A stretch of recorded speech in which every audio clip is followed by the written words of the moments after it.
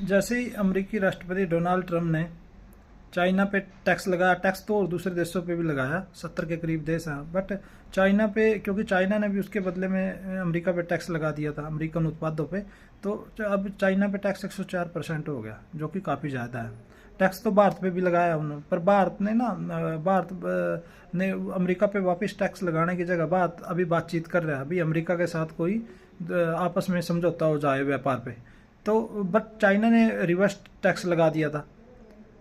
तो उसके बाद अमेरिका ने 104% लगा दिया। उसकी प्रतिक्रिया में अब चाइना ये कह रहा है, भाई भारत जैसे देशों को, क्योंकि भारत भी साउथ एशिया का देश है, तो भारत को साथ आना चाहिए और चीन के साथ खड़े होना चाहिए, क्योंकि टैक्स भारत पे भी लगा। बिल्कुल सही बात है। साथ में साथ चाइना ने ये कहा कि ना ग्लोबल साउथ के देशों को साथ आना चाहिए अमेरिका के इस टैक्स पे, क्योंकि टैक्स तो अमेरिका ने 70 के करीब देशों पे लगाया।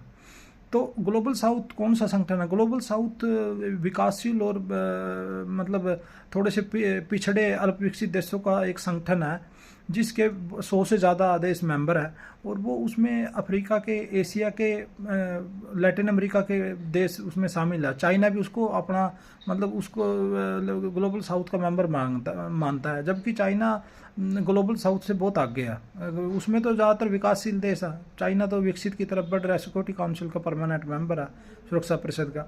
तो चाइना अब मतलब एकजुटता के नाम पर ग्लोबल साउथ के जो गरीब और पिछड़े विकासशील देश हैं उनको अपने साथ लाने की कोशिश कर रहा है, ताकि अमेरिका का विरोध किया जा सके टैक्स के मामले पर, जो डोनाल्ड ट्रंप प्रशासन ने नए नए टैक्स सभी देशों पर लगाए हैं। और साथ में एशिया के देशों को एकजुट होने की बात करें, अभी साथ खड़े हुए उसके, और ट्रंप के जो फैसले हैं ना, व्यापारिक फैसले, उनका विरोध किया जाए।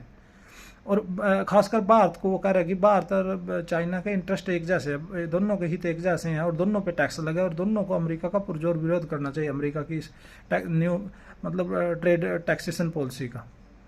तो चाइना ने मतलब सभी देशों का एक कोशिश किया कि इनफॉर्मल तरीके से सभी देशों को इस टैक्सेशन के मामले पे साथ लाया जाए, और ग्लोबल साउथ के देशों में एक प्रकार की सहमति बनाई जाए, और अमेरिका का टैक्स के मामले पे विरोध किया जाए, ट्रंप प्रशासन की नीतियों का।